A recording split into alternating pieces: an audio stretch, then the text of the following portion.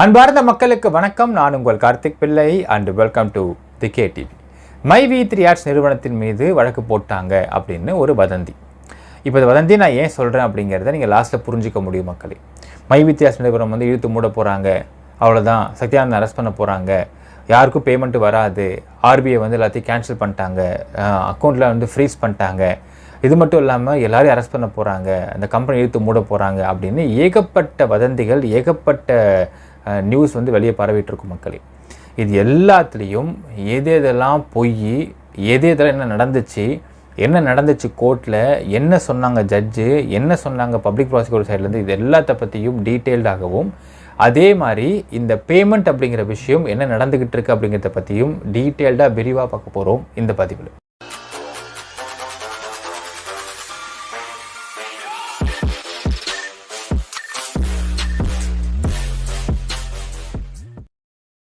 இப்போது இந்த கம்பெனி மீது ஏகப்பட்ட வழக்கு போட்டாங்க, ஏகப்பட்ட விஷயம் போயிட்டுருக்கு, அவருக்கு வந்து ஏபிலாம் கேன்சல் ஆகிடுச்சு, அவளை அரெஸ்ட் பண்ண போகிறாங்க, பப்ளிக் ப்ராசிக்யூட்டர் சைட்லேருந்து இந்த கம்பெனி மேலே ஏகப்பட்ட குற்றச்சாட்டு இருக்கிறது, அவ்வளோதான் அந்த கம்பெனி வந்து இழுத்து மூட போகிறாங்க அப்படிலாம் வந்து ஏகப்பட்ட டுபாக்கூர் மாதிரி பேச எல்லாத்தையும் உடைக்க போகிறோம் மக்களே. ஆக்சுவலி என்ன நடந்துச்சு கோர்ட்லன்றதை ஃபஸ்ட்டு பார்த்துருவோம். அதாவது என்ன இந்த கேஸுன்றதை ஃபஸ்ட்டு பார்த்துருவோம். அதாவது இந்த மைவி3 ஆர்ட்ஸ் நிறுவனம் அப்படிங்கிறது நிதி மோசடி பண்ணிக்கிட்டு இருக்கு அப்படிங்கிறதை முதல்ல EOWக்கு கம்ப்ளைண்ட்டாக கொடுத்தது யாருன்னு கேட்டிங்கன்னா அந்த ஃப்ராடு பயலான அந்த அசோக் ஸ்ரீநிதி தான். நான் இந்த வார்த்தையை ரொம்ப ஆழமாக உபயோகப்படுத்த வேண்டியது இருக்குது. ஏன்னால் மிகப்பெரிய ஃப்ராடு கும்பல் இது, ஆனால் ஜோக்கர் கும்பல், அதையும் சொல்லி ஆகணும். அதாவது கம்ப்ளைண்ட்டு கோயம்புத்தூரில் கொடுத்துக்கிட்டு ஏகப்பட்ட ப்ரெஷர், பொலிட்டிக்கல் ப்ரெஷர், இது ஏன் பண்ணல, அது ஏன் பண்ணல, இதை செஞ்சிட்டோம், அதை பண்ணியிருக்கோம், இவங்க பண்ண மாட்டாங்க, அவங்க பண்ண மாட்டாங்க, இது செய்ய மாட்டாங்க, ஏகப்பட்ட ஃப்ராடுத்தனமான வேலையை பார்த்துக்கிட்டு இருந்த இந்த அசோக் ஸ்ரீநிதி இந்த ஃப்ராடு பண்ண வேலையால் ரொம்ப ஓவர் ப்ரெஷராக இருக்கே அப்படின்றதுனால தான் இந்த வழக்கை சென்னைக்கு மாற்றிவிட்டார்கள் அப்படின்னு ஒரு தகவல் நமக்கு கிடைக்கப்பெறுகின்றது. அது ஏன் அங்கே EOW அங்கே விசாரிச்சிட்டாங்க, கோயம்புத்தூரில் விசாரணை முடிஞ்சதுக்கு பிறகும் இந்த கம்பெனி வந்து ஃப்ராடு தான் பண்ணுது, போய் தான் பண்ணிகிட்டு இருக்காங்க, நான் EOW கொடுத்துட்டோம், EOW வந்து ஆக்ஷன் எடுக்க மாட்டேங்கிறாங்க அப்படின்னு ஏகப்பட்ட ப்ரெஷர் கொடுத்துக்கிட்டு இருந்த இந்த அசோக் ஸ்ரீநிதி அப்படிங்கிற இந்த ஃப்ராடால் இந்த வழக்கு சென்னைக்கு மாற்றப்பட்டிருந்ததாக நமக்கு ஒரு தகவல் கிடைக்கப்பெறுகின்றது. அப்போது சென்னைக்கு மாற்றுறாங்க. என்னென்னா வேறு தான் சொல்லுவாங்க, போய் கேட்டால் தம்பி சென்னைக்கு மாற்றிட்டோம் போப்பா அப்படின்றாங்க, இங்கேருந்து பேச போப்பா அப்படின்றாங்க. சென்னைக்கு இந்த வழக்கு மாற்றப்பட்டாகிவிட்டது என்ற தகவல் கிடைக்கப்படுகிறது மக்களே. ரைட், முடிஞ்சது, சென்னைக்கு மாற்றப்பட்டது, சென்னைக்கு EOWக்கு மாற்றிட்டாங்க. This happening on June 4th, 2024. இப்போ சென்னை இதை விசாரிக்கிறாங்க. இந்த விசாரிக்கிற சமயத்தில் பார்த்தீங்கன்னா இந்த சொர்ணம் பேபி அப்படிங்கிற 2 பெண்கள் ஆல்ரெடி ஒரு 3 மாதத்துக்கு முன்னாடி தருமபுரியில் ஒரு கம்பெனி பார்த்தீங்கன்னா இவங்க மைவி3 சேர்ந்துட்டாங்க அப்படின்னும், அந்த சேர்ந்ததில் இவங்க கொடுக்க வேண்டிய இந்த ஃபேஸ் பேக் தரலன்னு ஒரு கம்ப்ளைண்ட். இந்த கம்ப்ளைண்ட் எடுத்துக்கிட்டு வந்து என்ன நிறுவனம் ஏமாத்திருச்சு அப்படின்னு இங்கே ஹைகோர்ட்டில் ஒரு ரிட் பெட்டிஷன் வந்தப்போ EOW சென்னைக்கு வந்து எந்த விஷயமும் தெரில. என்ன சொல்லிட்டாங்க, நாங்கள் விசாரித்து நடவடிக்கை எடுக்கணும்னு சொல்லிட்டாங்க. இப்போ இந்த வழக்கு ரிட் பெட்டிஷன் அப்படிங்கிறது க்ளோஸ் ஆக போகுது. ஆக்சுவலி என்ன பிளான் பண்ணிட்டாங்கன்னு பார்த்தீங்கன்னா ரிட் பெட்டிஷன் க்ளோஸ் ஆகாது, லைவ்லேயே இருந்தால் சென்னை EOW விசாரிக்கிறப்போ இந்த நிறுவனத்தை பொறுத்தளவுக்கு 30+ டேரக்டர்ஸ் இருக்காங்க மக்களே. சத்யானந்தன் MDயாக இருக்கார், 30 டேரக்டர்ஸ் இருக்கிறாங்க இந்த கம்பெனிக்கு. ஸோ என்னென்னா இந்த கம்பெனியில் சென்னை விசாரிக்கிற பொழுது இந்த ஸ்வர்ணம் மற்றும் பேபி ரிட் பெட்டிஷனை வச்சுக்கிட்டு கோர்ட்டுக்கு ப்ரெஷர் பண்ணலாம். ஸோ கோர்ட்டுக்கு ப்ரெஷர் பண்ணால் அதன் மூலயமா சென்னை EOWக்கு ப்ரெஷர் பண்ணுவாங்க அப்படிங்கிறது அவங்களோட பிளானாக இருந்திருந்தது. அந்த பிளான் உடைந்து விட்டது. அங்கே இவங்க போட்டு ரிட் பெட்டிஷனை க்ளோஸ் பண்ணிட்டாங்க, நடவடிக்கை எடுக்கணும்னு சொல்லிட்டாங்கல்ல, இந்த writ petition is closed. So இது அவங்களுக்கு மிகப்பெரிய அடி. செகண்ட், இப்போது இதை தொடர்ந்து பார்த்தீங்கன்னா இங்கே சத்யானந்தன் அவர்களுடைய ஏபி ஆன்டிசிபேட்டரி பெயில் பெட்டிஷன் வருகின்றது. அந்த பெயில் பெட்டிஷனை விசாரிக்கிறாங்க உயர்நீதிமன்றத்தில், தமிழ்ச்செல்வி நீதியரசர் விசாரிக்கிறாங்க. அவங்க பெஞ்சில் அந்த கேஸ் வருது. அப்போது இவங்க தரப்பு சொல்லப்பட்ட விஷயம் என்னென்னால் கோயம்புத்தூர் விசாரிச்சுட்டாங்க, இப்போ சென்னைக்கு மாற்றிருக்கிறாங்க. ஸோ இந்த சென்னையிலையும் முழு ஒத்துழைப்பு கொடுப்போம், ஸோ கொடுத்து நாங்கள் வெளியே வர்றதுக்கு கேட்குறாங்க சத்யானந்த் சைட்லேருந்து. அப்போது ஜட்ஜு கேட்குறாங்க ப்ராசிக்யூஷன் சைட்லேருந்து, ஏதாவது அலிகேஷன்ஸ் இந்த கம்பெனி எதிர்த்து இருக்கா, அப்போது பிபி தரப்பு சொல்லியிருக்காங்க ஒன்றுமே இல்லை, நாங்கள் ப்ரிலிமினரி ஸ்டேஜில் இருக்கிறோம், என்கொயரி பண்ணுறோம் மை லார்ட், பண்ணிவிட்டு நாங்கள் கண்டிப்பாக சொல்கிறோம். அடுத்த கேள்வி, எனி விக்டிம்ஸ் ஆர் தேர், யாராவது பாதிக்கப்பட்டிருக்காங்களா? அந்த வார்த்தையை முக்கியமாக பார்க்கணும் மக்களே. அப்போது பிபி சொன்ன பதில், பாதிக்கப்பட்ட யாரும் வெளியே வரவே இல்லை, ஜஸ்ட்டு விசாரிக்கிறோம் அவ்வளோதான். ஸோ வி ஆர் இந்த ஸ்டார்டிங் ஸ்டேஜ், விசாரிக்கிறோம் அவ்வளோதான் சொல்லப்பட்டிருக்கு. ஸோ விசாரிக்கிறீங்க, டைம் வேணும் உங்களுக்கு. ஆமாம் டைம் வேணும், டைம் கூட விசாரிச்சு நாங்கள் முடிச்சிடறோம். ரைட், டைம் வேண்டி கேட்டதன் காரணமாகத்தான் அந்த ஆன்டிசிபேட்டரி பெயில் டிஸ்மிஸ் பண்ணப்பட்டது மக்களே. இதுதான் உண்மை நிலவரம். இதை கோர்ட்டில் நான் உங்களுக்கு நேற்று விசாரித்து நான் சொல்கிற தகவல் மக்களே. இதை பல டுபாக்கூறுகள், பல ஃப்ராடுகள், பல தப்பான தகவலை பரப்பியிருக்கிறார்கள் அப்படிங்கிறது இங்கே ஏற்றுக்க முடியாத விஷயம்.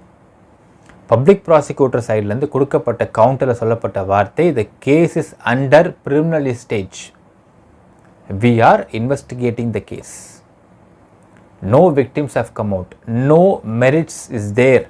இந்த வார்த்தையும் பேசப்பட்டிருக்கின்றது கோர்ட்டில். அதாவது இவங்க மேலே அலிகேஷன்ஸ் இருக்கிற மாதிரி மெரிட்ஸ்லாம் எதுவும் கிடையாது. பட் நாங்கள் விசாரிக்கிறோம், விசாரித்து முடிச்சுட்டு நாங்கள் சொல்கிறோம். பிகாஸ் வேறு ஸ்டார்டிங் நீட் சம் டைம். சொல்லப்பட்ட வார்த்தை, இந்த பப்ளிக் ப்ராசிக்யூஷன் சொல்லப்பட்ட வார்த்தை, யூஓடபிள்யூ சென்னை நீட் சம் டைம், அவ்வளோதான்.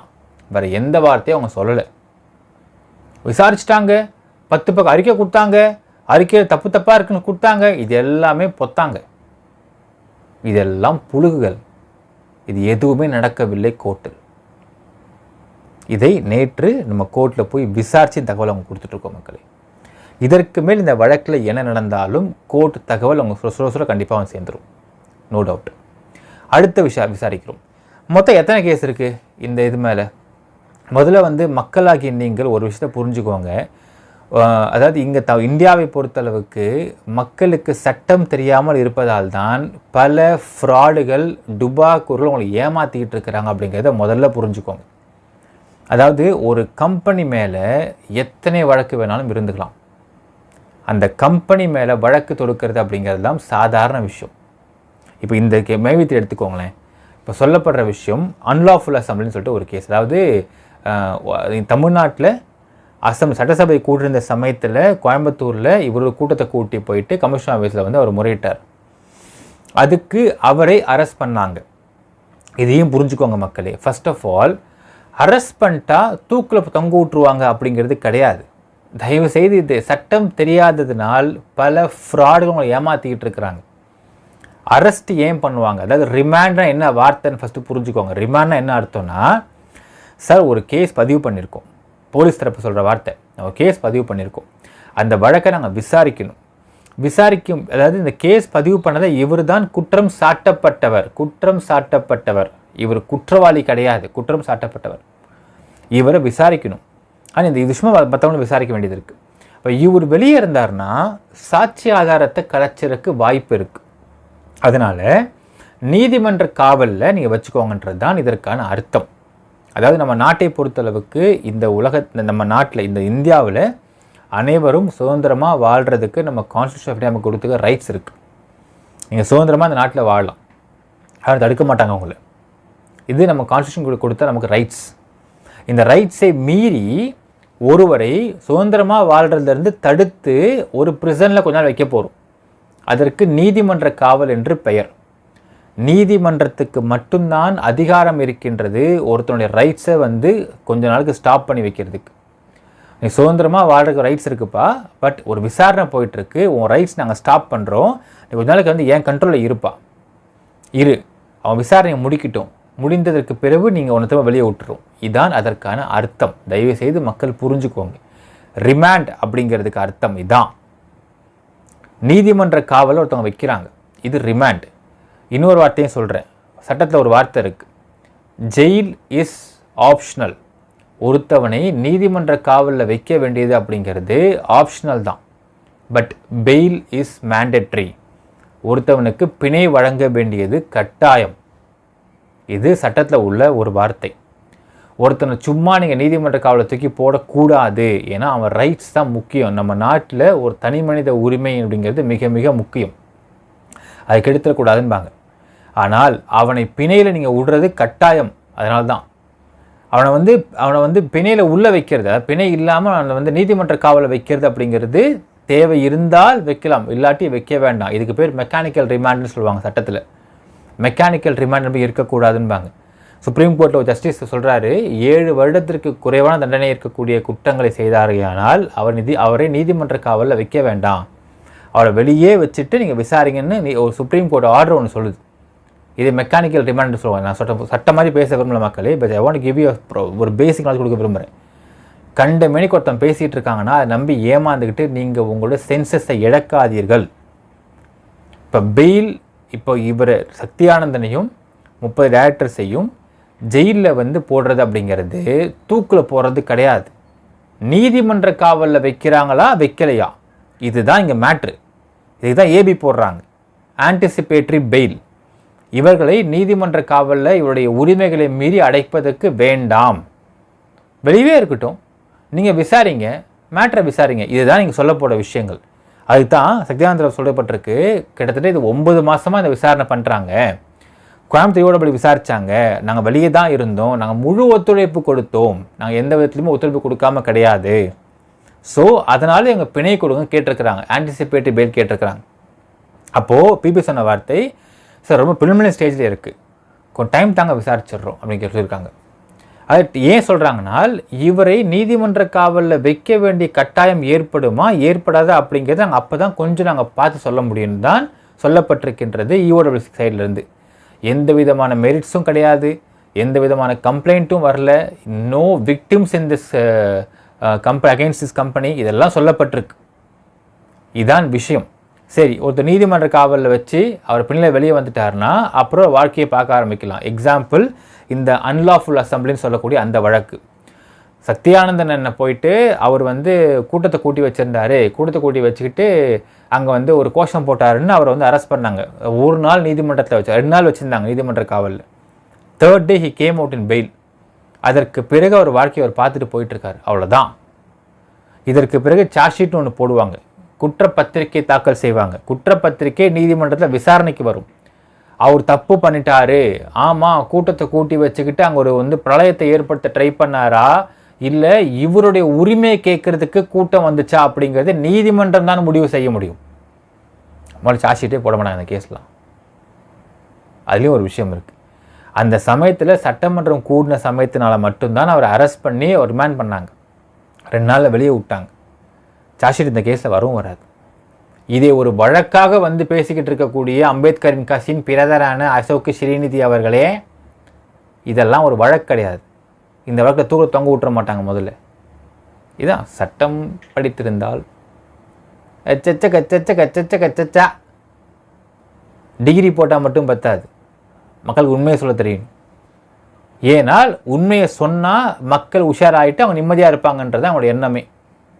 உண்மையை சொல்ல மாட்டேங்கிறாங்க, பொய்யா சொல்லிட்டு மக்களை திசை திருப்பிட்டு உட்காந்துருக்காங்க. மக்களை ஏமாற்றுகிற கூட்டம் இந்த கூட்டம், ஃப்ராடு ஏமாற்றுகிற டுபாகூர் கூட்டம். அடுத்தது, ஒருத்தனை ஃபோனில் மிரட்டினதுன்னு ஒரு கேஸ். ஆமாம், அந்த கேஸ் நாளைக்கே தூக்கில் போட்டாங்க சரியா. ஒருத்தனை ஃபோனில் மிரட்டுறதெல்லாம் ஒரு கேஸுன்னு சொல்லி எடுத்துக்கிட்டு இந்த கேஸ் அவர் மேலே இருக்குது அவ்வளோதான் அவர் அரெஸ்ட் பண்ணுறாங்கன்னு சொல்லி பேசக்கூடிய இந்த ஒரு டுபாகு கூட்டத்தை மாட்டிக்கிட்டு மொழிக்கூடிய மக்களை என்னன்னு சொல்கிறது மக்களே, இதெல்லாம் ஒரு கேஸே கிடையாது. இப்போ இந்த கம்பெனி மீது EOW இன்னொரு விஷயம் முக்கியமாக சொல்லணும். அதாவது EOW தானாக முன்வந்த வழக்கை எடுத்தார்கள் அப்படின்னு சொல்லி சொல்கிறதும் வந்து அட்டர் பொய்ன்னு நம்ம விசாரிப்பு தெரிய வருது மக்களே. அதாவது இந்த அசோக் ஸ்ரீநிதி கொடுத்த கம்ப்ளைண்ட் அடிப்படையில் எடுத்து இந்த கம்ப்ளைண்ட் அப்படிங்கிறதை விக்டிம் கொடுத்தால் அது வேற கதை. He is not the victim. அதனால் இந்த வழக்கை அந்த டிபார்ட்மெண்ட்டில் உள்ள எஸ்ஐ தான் பதிவு செய்வாங்க. இதே ஒருத்தவங்க பணம் ஏமாந்துட்டாங்க, பல கோடி ஏமாற்றம். இப்போ EOW கேஸ்லாம் பார்த்தீங்கன்னா 100 விக்டிம்ஸ் 200 விக்டிம்ஸ் கம்ப்ளைண்ட் கொடுப்பாங்க. ஆருத்ரா கேஸ்லாம் எடுத்து பாருங்கள், அதில் மொத்தம் 250-350 விக்டிம்ஸோ கம்ப்ளைண்ட் கொடுத்தாங்க. அப்படி இருக்கும் விக்டிம்ஸ் கம்ப்ளைண்ட்ஸ்லாம். ஸோ இந்த கம்பெனி என்ன பண்ணுறாங்க அப்படிங்கிறத விசாரிக்கிறாங்க. ஆல்ரெடி கோயம்புத்தூர் விசாரிச்சாச்சு, அங்கே ஏகப்பட்ட ப்ரெஷர் அவங்க கொடுத்துட்டு இருந்தது. ஸோ சென்னைக்கு மாற்றி விட்ருக்காங்க. இதுதான் இந்த கேஸ் சாராம்ச மக்களே. இப்போது அடுத்தது முக்கியமான விஷயம். சரி, இப்போ எப்போ பணம் வரும் அப்படிங்கிற கேள்விக்கு வரலாம். இப்போ எப்போ பணம் வரும் அப்படிங்கிற விஷயத்தை கண்டிப்பாக கூடிய அதாவது இன்னொரு விஷயம் பார்க்கணும். இதில் மொத்தம் 30 டேரக்டர்ஸ் இருக்கிறாங்க, ஒரு எம்டி இருக்காங்கன்றது நமக்கு தெரிய வருது. எல்லாருக்கும் ஏபி கேன்சல் ஆகலை. சக்தியானந்தனுக்கு மட்டும் ஆரம்பத்தில் போட்ட ஏபி கேன்சல் ஆகிருக்கு. மறுபடியும் ரீஅப்ளை பண்ணுவார், கொஞ்சம் கழிச்சு பண்ணுவார். ஏன்னால் அவன் கேட்கப்பட்ட வார்த்தை என்ன, தி நீட் சம் டைம் கேட்டிருக்கிறாங்க. இன்றைக்கு விஜயராகவன் அவங்க ஒன் ஆஃப் டேரக்டராக இருக்கிற அந்த கம்பெனி, அவருக்கு இன்றைக்கி ஏபி வருது. சப்போஸ் அவர் வெளியே வந்துட்டார்னால் அவர் கண்டிப்பாக அவங்க சொல்வார். இன்னொரு முக்கியமான விஷயம், ஆர்பிஐ இந்த அக்கௌண்ட்டை ஃப்ரீஸ் பண்ணிட்டாங்க அப்படின்ற ஒரு தகவல் வந்துச்சு. அதையும் விசாரித்து பார்த்தோம். ஆர்பிஐ ஒரு அக்கௌண்ட்டை ஃப்ரீஸ் பண்ணினால் அது என்ன மாதிரியான ஒரு கேஸாக இருக்கும், அதுக்கு யார் உத்தரவு போடணும், அது எப்படி உத்தரவு போடுவாங்க, யார் விசாரிச்சு உத்தரவு போடுவாங்க, என்ன ஏஜென்சி விசாரிச்சு உத்தரவு போடுவாங்க, இது பெரிய ப்ராசஸாக இருக்கும். ஆர்பிஐ எந்த அக்கௌண்ட்டையும் ஃப்ரீஸும் பண்ணல, ஒரு மண்ணும் பண்ணல, தெரிய வர தகவல் மக்களே.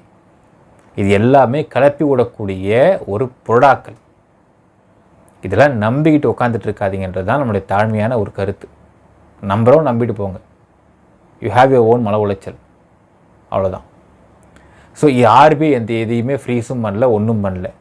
ஆர்பிஐ ஃப்ரீஸ் பண்ணணும்னால் அதுக்கு ஏகப்பட்ட ஃபார்மாட் இருக்குது, ஏகப்பட்ட குற்ற அறிக்கைகள் இருக்குது, அதுக்கு ஆர்டர் அப்படிங்கிறதை கோர்ட் போட வேண்டும், ஏகப்பட்ட விஷயங்கள் இருக்கின்றன.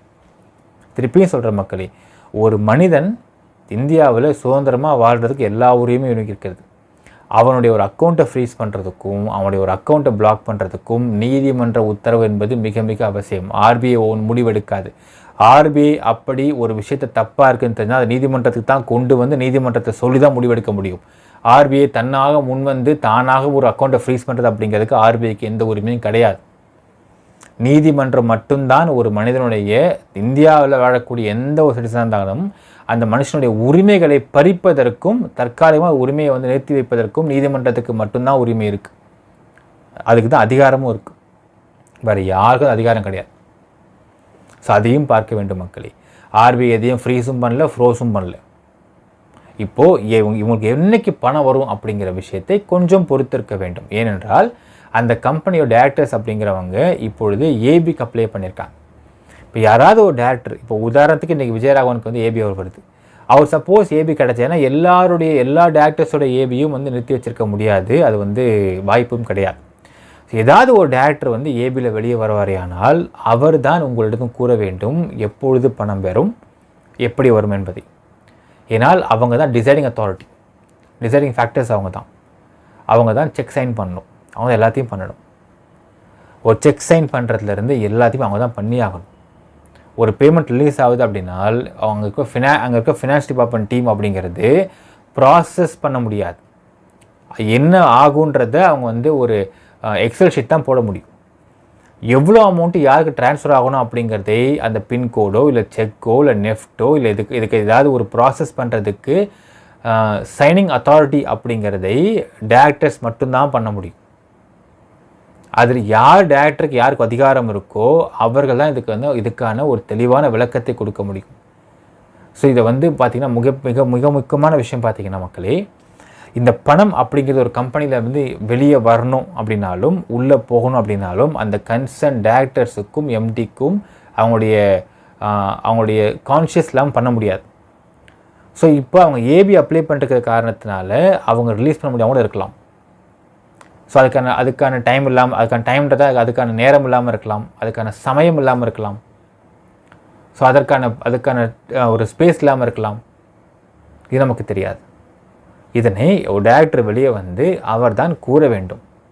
அதுக்கு முன்னாடி பணம் வராமல் போயிடுமோ, அவ்வளோதானோ, முடிஞ்சு போச்சா, இப்படிலாம் நீங்கள் யோசிச்சுட்டு இருக்கிறது அப்படிங்கிறது உங்களுடைய மன உளைச்சல் ஏற்படுத்துறதன் மூலியமாக அந்த அசோக் ஸ்ரீநிதியாக இருக்கட்டும், இந்த பாலுமணியாக இருக்கட்டும், இந்த ஸ்வர்ணம் பேபி இந்த குரூப்புக்கு சந்தோஷத்தை கொடுக்குது. ஒரு சின்ன விஷயம் சொல்கிற மக்களே, ஒரு கம்பெனியை இழுத்து மூட வேண்டும் என்றால் ஃபஸ்ட்டு மைவித்திரி எடுத்துக்கோங்க. உங்கள் ஆப் ஒர்க் ஆகுது இல்லை, ஆப் க்ளோஸ் ஆகலை, ஆப் ஒர்க்கிங்கில் இருக்குல்ல, அப்படியே கவலைப்படுறீங்க. How to wait and see. App work ஆகிட்டுருக்கு, ஆப் ப்ராசஸில் இருக்குது, ஆப்பில் எந்த ஒரு சிக்கலும் இல்லை, ஆப் க்ளோஸ் ஆகலை, ஆப் ஹேங் ஆகலை, ஆப் டிஸ்கனெக்ட் ஆகலை, அப்புறம் ஏன் கவலைப்படுறீங்க? How to wait and see. இந்த கம்பெனி ஆப் நடந்துக்கிட்டு இருக்கு அப்படின்னால் அந்த கம்பெனிக்கு சார்ந்த ஐடி டிபார்ட்மெண்ட் ஒர்க் பண்ணிருக்காங்கல்ல, எப்படி கம்பெனி க்ளோஸ் ஆகும்? எப்படி கம்பெனி க்ளோஸ் பண்ண முடியும்? ஒரு கம்பெனியை க்ளோஸ் பண்ணனா அந்த கன்சர்ன் அது இப்போ இந்த கம்பெனியை பொறுத்தளவுக்கு அந்த ஆப் தான் அவங்களுடைய மிகப்பெரிய அசெட் மாதிரின்னு சொல்லலாம். It can be a virtual office சொல்லலாம். அப்போ இந்த ஆப் ஒர்க் ஆகிட்டு இருக்குன்னா அந்த ஆப்புக்கு முன்னாடி ஒரு ஐடி டீம் ஒர்க் பண்ணிட்டுருக்காங்க. ஐடி டீம் யாரும் க்ளோஸ் ஆகலை, யாரும் வெளியே ஓடலை, எப்படி கம்பெனி க்ளோஸ் ஆக முடியும்னு சொல்கிறீங்க நீங்கள்?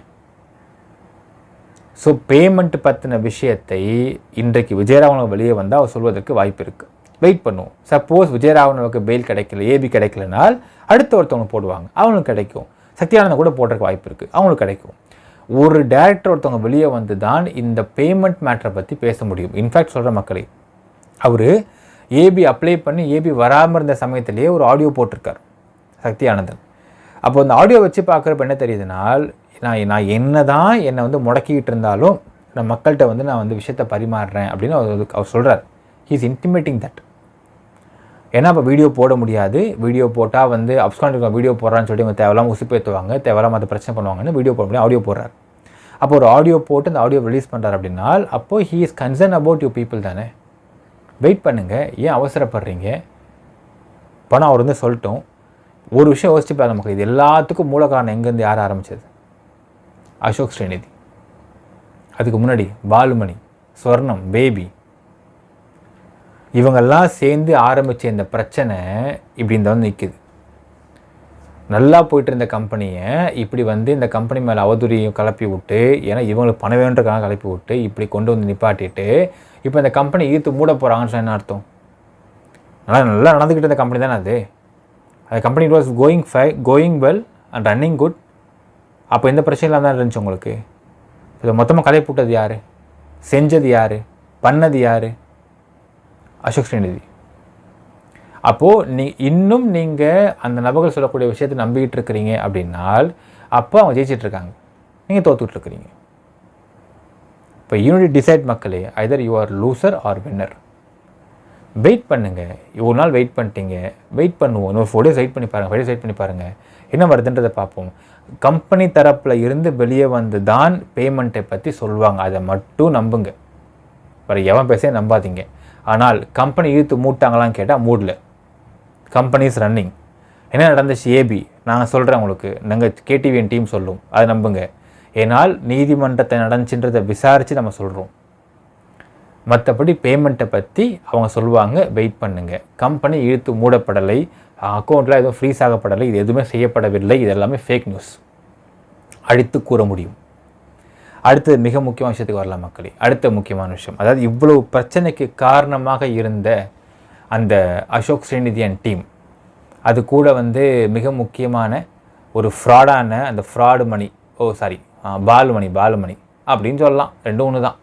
இந்த பாலுமணி அப்புறம் இந்த ஸ்வர்ணம், பேபி, அதாவது இப்போ நிறைய பேர் கேட்டிருந்தீங்க, சார் என்ன சார் என்னென்னமோ விஷயங்கள்லாம் சொல்கிறீங்களே சார், ஏதோ ஆதாரம் போடுங்க சார், நல்லா இன்ட்ரெஸ்டிங்காக போடுங்க சார் கேட்டிங்க மக்களே. ஆதாரம் வந்து இவ்வளோ இல்லை, இவ்வளோ இல்லை, இவ்வளோ இல்லை, இவ்வளோ இல்லை, இவ்வளோ இருக்குது.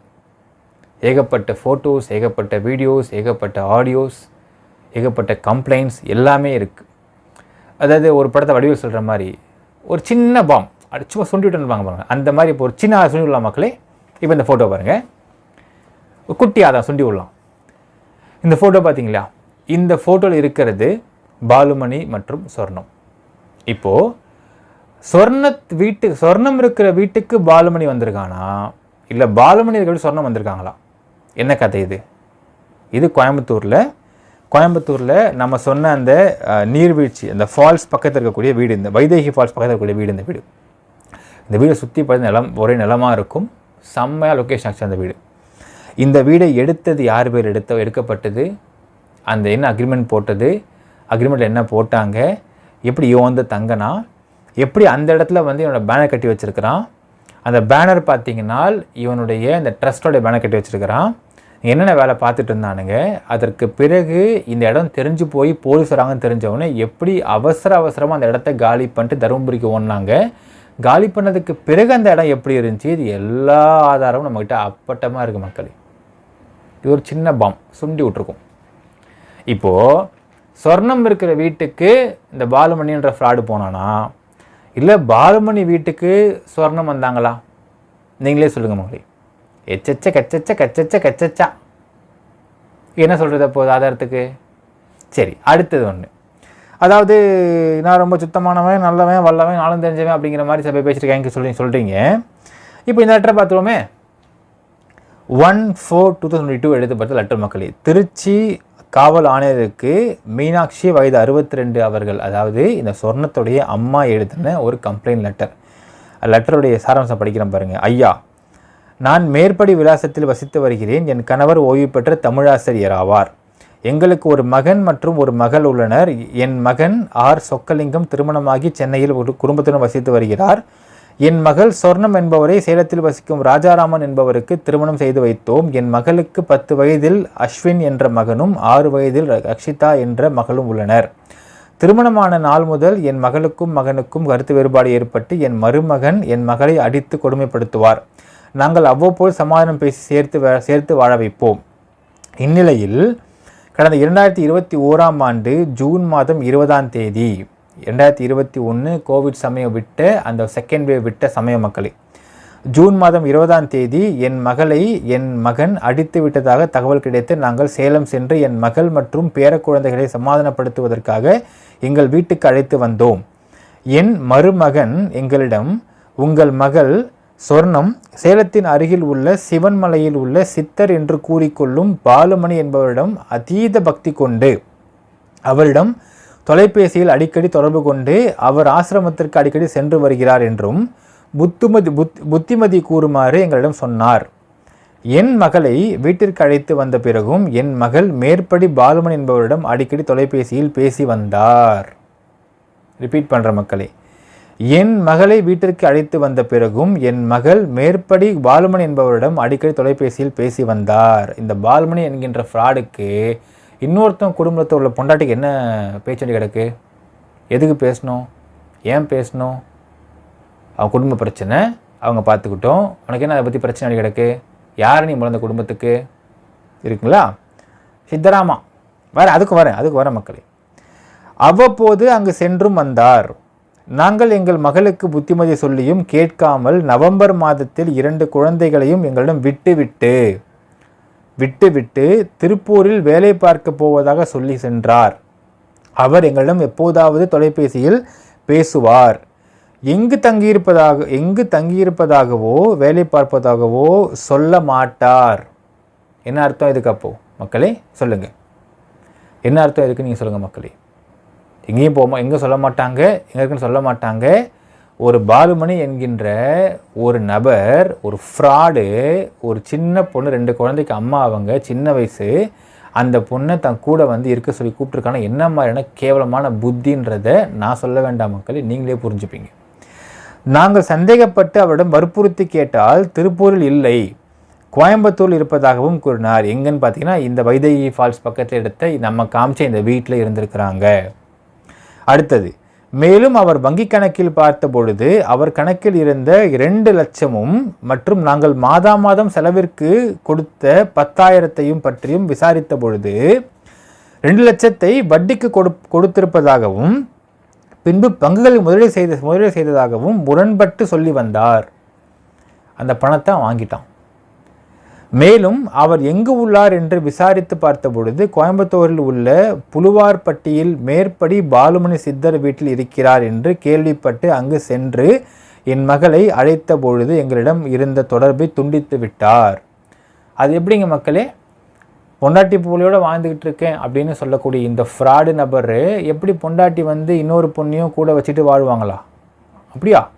நமக்கு தெரியலங்க. அது பொண்டாட்டி போல வாழ்ந்துக்கிட்டு இருக்கேன், வேறு குழந்தைங்க இருக்குது அப்படின்னு சொல்லக்கூடிய இந்த ஃப்ராடு எப்படி இந்த பொண்ணை அங்கே கூட்டமே வாழ்ந்துட்டு இருக்கான்? சரி, பொண்டாட்டி சென்னையில் இருக்கிறாங்க, அவன் பையனோட இருக்கிறாங்க, இவன் எதுக்கு அங்கே கோயம்புத்தூர் வாழ்ந்துட்டு இருக்கான்? கோயம்புத்தூரில் யார் இருக்கா? அங்கே ஒன்று பொண்டாட்டியா?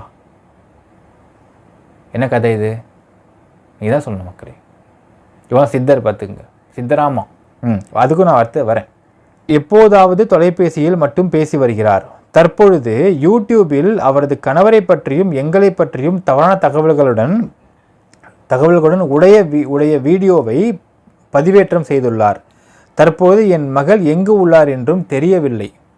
மேற்படி பாலுமணி என்பவர் சித்தர் என கூறிக்கொண்டு என் மகளுக்கு தவறான தகவல்களை சொல்லியும் துர்போதனைகளையும் என் மகளை வசியம் செய்து என் மகளிடம் இருந்த 2 லட்சத்தை எடுத்துக்கொண்டு மேலும் என் கணவர் என் மகளின் பெயரில் செட்டில்மெண்ட் செய்து கொடுத்த வீட்டையும் அவரது பெயரில் லாக்கரில் உள்ள சுமார் 50 பவுன் நகைகளையும் அபகரித்து கொண்டு என் பேரக்குழந்தைகளை பராமரிக்காமலும் கவனிக்காமலும் ஏமாற்றும் நோக்கோடு செயல்படும் பாலுமணி சித்தர் என்பவர் மீது சட்டப்படி நடவடிக்கை எடுத்து என் மகளை மீட்டு எங்களிடம் ஒப்படைக்க ஆவணம் செய்யுமாறு தலைமை கேட்டுக்கொள்கிறேன். இப்படிக்கு தங்கள் உண்மையுள்ள அவங்க அம்மா கையெழுத்து போட்டிருக்கிறாங்க. இதுக்கு மேலே ஆதாரம் தேவையே இல்லை மக்களே. என்ன மாதிரி ஃப்ராடுன்றதை பார்த்துங்க மக்களே நீங்களே. அதாவது சித்தர் கூட மரியாதை போச்சு அவங்களெல்லாம். சித்தர் எப்படிப்பட்டவங்க, அவங்க என்ன மாதிரி தவ வலிமை உள்ளவங்க, இதுக்கு உண்டான மரியாதையே போச்சு மக்களே. சித்தர்னு சொல்லிட்டு தெரியறானே, சரி முதல்ல சித்தர்கிட்ட இன்ஃபார்ம் பண்ணி உன் காலை சரி பண்ணுறான். முதல்ல உன் காலை சரி பண்ணு, உன்னை ஓடுற மாதிரி ஆக்கிக்கோ, உன் காலை ரன்னிங் ஓடுற மாதிரி ஆக்கிக்கோ உன் காலை. அதை மாதிரி சரி பண்ண சொல்கிறான் சித்தரை. அப்புறம் மற்றவங்க சரி பண்ணலாம் நீ எல்லாத்தையும். இப்படி ஒரு பெண்ணை ஏமாற்றி அவங்க பணத்தையும் நகையையும் அவங்க தான பத்திரத்தையும் அவங்களோட 50 பவுன் நகையெல்லாம் திருடிக்கிட்டு இருக்கக்கூடிய இந்த மாதிரி நபர்கள்லாம் என்னவென்று கூறுவது நீங்கள் சொல்லுங்கள் மக்களே. சித்தரா அப்போ இது ரொம்ப சாம்பிள் தான் மக்களே, ஜஸ்ட் அ சாம்பிள். அப்படி சுண்டி விட்டுருக்கும். இன்னும் ஏகப்பட்ட ஆதாரங்கள் இருக்கின்றன. இதற்கு மேலும் அந்த பாலுமணி இந்த இவன்லாம் வந்து பாலுமணியோ யாராவது அவங்க கூட சேர்ந்த ஆட்களோ வைப்ரேஷன் போர்டுக்கு போனாங்க அப்படின்னால், வைப்ரேஷன் போர்டுக்கு அவங்க போயிட்டாங்க, ஓவராக வந்து குதிக்கிறாங்க அப்படி தெரிஞ்சிச்சினால் அடுத்த நடவடிக்கை மிக பயங்கரமாக இருக்கும். இவன் பண்ண அத்தனை தப்புகளையும் எடுத்து பட்டியலிட்டு என்னென்ன பண்ணமோ செஞ்சு நடவடிக்கை பயங்கரமாக இருக்கும் மாதிரி பார்த்துக்கொள்வோம் மக்களே. திருடனுக்கு தேல் கொட்ட மாதிரி பொத்திக்கிட்டு இருக்கணும். ஓவராக ஜம்ப் பண்ணக்கூடாது. வைப்ரேஷன் ஆச்சுன்னா இங்கே உனக்கு எல்லா ஏஷனும் ஆகிடுன்றதை நாங்கள் சொல்லிக்க விரும்புகிறோம் மக்களே. இவங்கெல்லாம் சேர்ந்து தான் இந்த மாதிரி ஒரு கம்பெனியை ஆட்டையை போடுறதுக்கோ இந்த கம்பெனிட்ட பணம் பிடுங்கிறதுக்கோ இவ்வளோ பிளான் பண்ணிருக்காங்க அப்படிங்கிறது ரொம்ப ரொம்ப தெளிவாக தெரிகிறது. திருப்பியும் சொல்கிற மக்களே, இந்த பாலுமணி அப்படிங்கிற இந்த ஃப்ராடோடைய மருமகன் இருக்கிறார் இல்லையா, அந்த மருமகன் பாலாஜியும் அவங்களுடைய அண்ணனான ஸ்ரீனிவாசனும் வந்து பேசுவாரா வெளியே வந்து. பாலாஜியும் ஸ்ரீனிவாசனும் வெளியே வந்து ஒரு வீடியோவில் ஆமாம் மைவி3 ஃப்ராடு தான், நான் பணம் போட்டேன், நான் பணம் சம்பாதிக்கவே இல்லைன்னு சொல்லிட்டு யூசர் நேம் பாஸ்வேர்டெலாம் போட்டு பேசுவாங்களா 2 பேரும். I keep open challenge here. இப்படிப்பட்ட ஒரு ஃப்ராடு, இப்படிப்பட்ட ஒரு பெண்களை வந்து ஏமாற்றி அவங்க சொத்தை ஆட்டையை போகிற ஒரு ஃப்ராடெல்லாம் நம்பிக்கிட்டு இருக்கிறாங்க அப்படிங்கிறது அபத்தத்துலேயும் அபத்தம். இது சின்ன சாம்பிள். இதுக்கு மேலே வைப்ரேஷன் ஆச்சு அப்படின்னா நடவடிக்கை வேறு விதமாக இருக்கும். திருடனுக்கு தேல் கொட்டின மாதிரி பாலுமணி பொத்திக்கிட்டு இருக்கணும். அவ்வளோதான் மக்களே. இதாவது இந்த மாதிரி ஒரு கம்பெனியை இப்படி ஆட்டையை போட்டு சம்பாதிக்கிறதுக்கு என்ன மாதிரி பிளான் பண்ணி 2 பெண்களை பலியாட ஆக்கி அவங்கள வந்து அசிங்கப்படுத்தி வெளியே வந்து மீடியாவில் எக்ஸ்போஸ் பண்ண வச்சு எவ்வளோ வேலையை பார்த்துக்கிட்டு இருக்காங்க இவங்க அப்படிங்கிறது இங்கே தெளிவாக பார்த்துக்கொள்ளலாம் மக்களே. இந்த கம்பெனி ஈத்து மூடலை, ஆப் ரன்னிங்கில் இருக்குது, ஆர்பிஐ எந்த அக்கௌண்ட்டையும் ஃப்ரீஸ் பண்ணல, ஆன்டிசிபேட்டரி பெயில் கேட்குறப்போ எந்த வார்த்தையும் இஓடபிள்யூ சொல்லலை, எதுவுமே நடக்கலை. இதனை கோர்ட்டில் விசாரித்து நாங்கள் சொல்கிறேன். இந்த விஷயத்தை எதுவுமே நடக்கலை. இதில் இன்வெஸ்டிகேஷன் ப்ரிலிமினரி ஸ்டேஜில் இருக்குது. They just ask for some time கேட்டிருக்காங்க. இப்போது அந்த கம்பெனிலேருந்து ஏதாவது ஒரு டைரக்டருக்கு ஆன்டிசிபேட்டரி பெயில் கண்டிப்பாக கிடைக்கும் எதிர்பார்க்கலாம். கிடைத்ததற்கு பிறகு வெளியே வந்து அவர்கள் உங்கள் பேமெண்ட்டு எப்போ வரும், எப்படி வருன்றதை அவர்கள் சொல்வார்கள். அதுவரை பொறுமையாக இருக்க வேண்டும். இது உங்களுக்கு ஒரு சத்திய சோதனை. இந்த மாதிரியான ஃப்ராடுகள் சேர்ந்து பண்ண ஒரு வேலையால் இந்த கம்பெனிக்கு கிடைத்திருக்கக்கூடிய ஒரு சோதனை காலம். இதை கடந்து போகும் என்று எதிர்பாருங்கள். இதான் நம்ம சொல்லக்கூடிய ஒரே விஷயம் மக்களே. பேமெண்ட்டை பற்றி எவன் என்ன பேசினாலும் அதை நம்பாதீர்கள். அந்த கம்பெனி எம்டியோ இல்லை அவங்க டைரக்டர்ஸோ வந்து பேசினா மட்டும் எது உண்மைன்றதை நம்பிக்கோங்க. நீங்கள் அது வரைக்கும் எதுவும் நம்பாதீங்க. மற்றபடி இந்த கம்பெனி மேலே போட்ட கேஸு உள்ளே போயிடுவார், தூக்கில் போட்டுருவாங்க, இது எல்லாம் ஃபால்ஸ் ப்ரோபகேண்டா. டுபாக்கூர்கள், ஃப்ராடுகள், இந்த மாதிரி ஃப்ராடு கும்பல் சொல்கிற விஷயத்தை நம்பி ஏமாற வேண்டாம். சட்டத்தை தெரிந்து கொள்ளுங்கள். இதில் வந்து ஒரு பெரிய விஷயம் கிடையாது. So be aware of fraudulent people. என்ன நினைக்கிறீங்க கமெண்ட்டில் மென்ஷன் பண்ணுங்கள் மக்களே. நன்றி, வணக்கம்.